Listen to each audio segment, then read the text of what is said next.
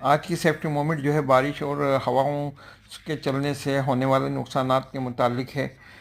हैदराबाद में 28 मई को जो है बारिश हुई और हवा तेज़ चली, जिसकी वजह से जो है नुकसानात हुए।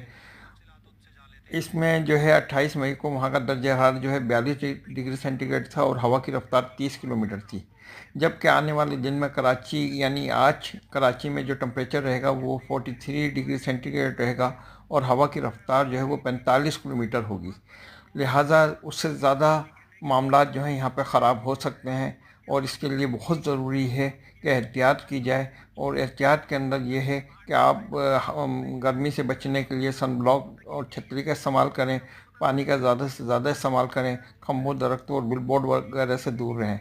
और इदारे जैसे केएमसी वगैरह हैं, उनको चाहिए कि फौरी तौर पर बिलबोर्ड्स और दरख्त वगैरह जो ख़तरनाक हैं और तार वगैरह जो ख़तरनाक हैं उनको एड्रेस किया जाए ताकि कोई बड़ा जानी व माली नुकसान ना हो।